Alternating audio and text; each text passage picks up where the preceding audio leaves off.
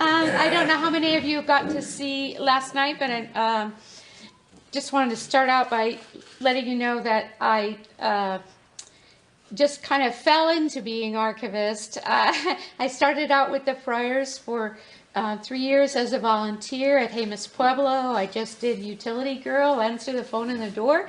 And from there, they moved me to St. Michael's. And I was assistant to Father Ron, who was archivist at the time. And last night, I felt bad when I got home, because I thought I didn't get a chance to tell you all the wonderful things that they did before I came there to set the foundation of what I worked with. Because I knew nothing about archives when I went there. I came from my chemistry background, but it did serve me well and helpful in the archives. But I just, other than a 2-week course at the Western Archives Institute, I learned by doing, and there's still a lot to learn. But we have a software program that Father Ron had just gotten not too long before I came there, and it's called Past Perfect, and it divides the archives or your materials into 4 basic areas. So that's what I kind of thought that I would talk with you about. The library area, the books that we have in the archives are separate from a friar library that you would find in a friary. They're the ethnological books that Berard Hiley, which you've heard Father Jack, and you maybe, if you saw the collection in the reading room of his books and writings, where he put the Navajo language into writing. There's also history books there, primarily on Indians of the Southwest, but there are also some other Indians, history of New Mexico, the Southwest. And also some Franciscan books as well, both by Franciscan authors, OFMs, and just Franciscan in general, the omnibus of sources and things like that. Then the next area that we have is the archives, and that's just basically the record. It's really an important area for the province, because it has the records of their chapters, their APA, the chronicles, the directories, so you can tell where a friar was and when. The documents or records of their meetings, of their house meetings, the friary meetings, all the reports that they have to send in annually, mass records, those kind of things are kept in there. One of the wonderful things that I've enjoyed about that part is to read some of the chronicles. And I was telling Dr. Thomas earlier that you can find that individualism in the friars and their attack on, I don't know if that's the right word, on how they ministered to the people. Some of them will speak of them as, the heathen and the pagan people, and others, our brothers and sisters, more in the way of St. Francis. But it was an individual way of looking at things. Then the third area is the photos. One of the first things that Father Ron put me doing was scanning in photos. So in the years since I've been there, I've scanned in over 10,000 photos. Close to a couple thousand of those are copies of black and white prints that were made from glass plate negatives by Simeon Schwimberger, who was a friar who left the order in the early 1900s.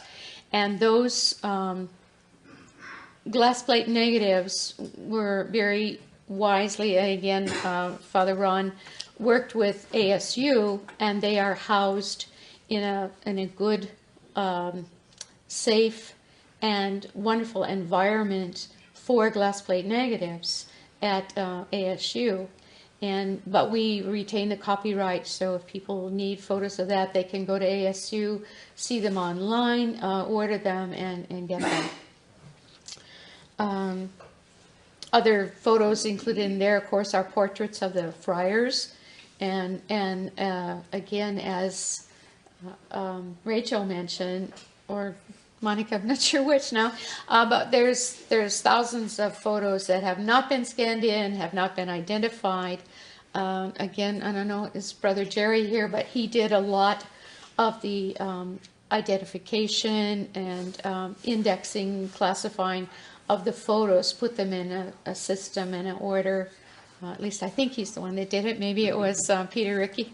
Actually, it was one of the archaeologists who did the dig at the old museum. Oh, okay. His wife began that process. She was raising 2 children and was up in the annex and started that whole process. Okay, so anyway, that was continued on, some of that identification, which is, you know, so important because so many of the friars that could identify him have passed on. But in the first couple, 2-3 years that I was there, Father Karen Walmer came down and, you know, just amazing to me. He would faithfully come down every day to the basement, and I would sit there with him, and we would look at photos of their seminary days when they were in high school, and each one, we just one at a time. I'd zoom in on it, and he would tell me the name of that friar. We'd write it in right into the program. And so it was very valuable, and I had no idea, I think, at the time, how valuable that was going to be. So that's what's there. Then the last section that we have is the artifacts, and I didn't really bring too many of those. What you saw in the display case, some of the chalices there.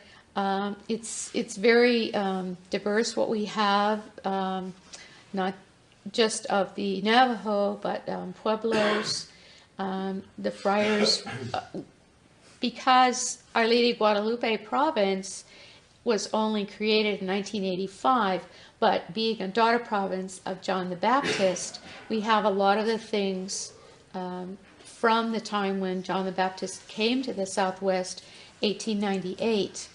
And I don't know how many of those are duplications or anything, but I understand that at the time of the separation of the provinces or the creation of Our Lady Guadalupe province, that those things that related to the Southwest remained in the Southwest as part of Our Lady Guadalupe province.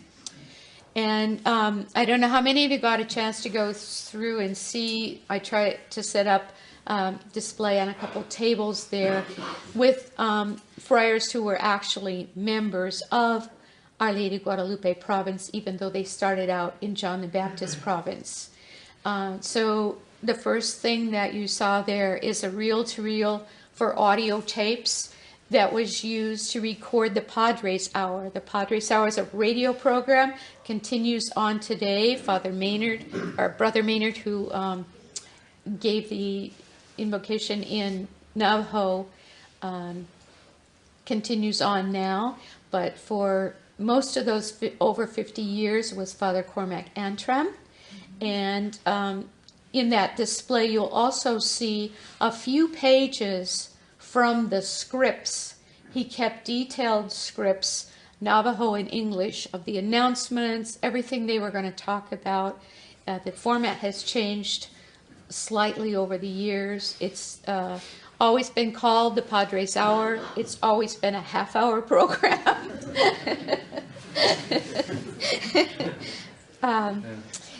Then the next item on the displays is the lantern slides and the lantern slide projectors.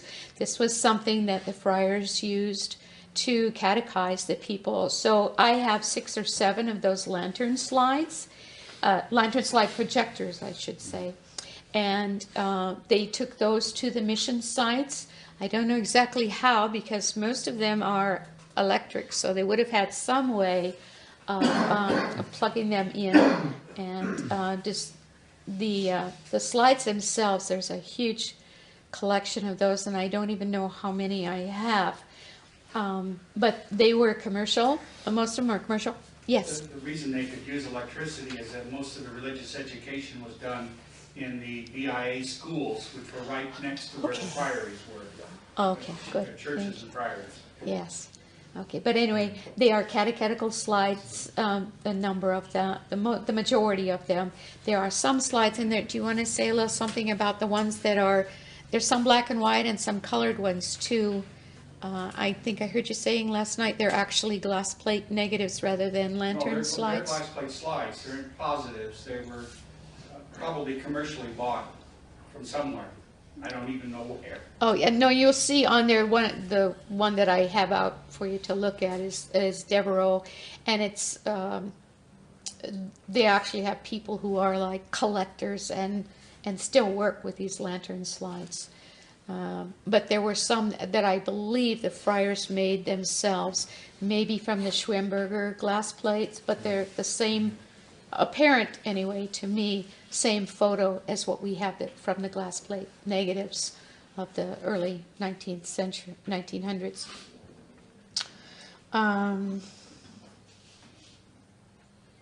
Okay, then the next friar on the other table is from Father Simon Conrad, who died in the 1990s, I believe, and he. I did not know him, but is always spoken of very highly by the people. They enjoyed. He played the guitar and was musical. And I came across something that had already been scanned in of his music, and if any of you can crack the code, let us know. It's very detailed, and there's pages and pages. I only put a few pages out there, and as I say, I only came across it very recently. I didn't even realize that we had it. He also did a wonderful orientation program for new missionaries, which I think is still valuable today, and I have scanned some of that in for people who are interested in looking at it and using it for informing missionaries of the thinking on the difference in the culture, particularly the Navajo people. And then, of course, I had the leaded glass by Brother Maynard. Another item that I brought that I decided not to display because it was too fragile, but one of our more recent friars who died was Father Cecil, and he had a huge collection of Prince Valiant comics. And it's one of those things that, some of the friars might want to pitch, but, to me it really told something about him and what he, what was interesting to him. We also have everything from helmets and guns to baskets, moccasins, weavings, Navajo weavings, and others, pottery, as well as metates and things from the Anasazi era, malls, and so forth.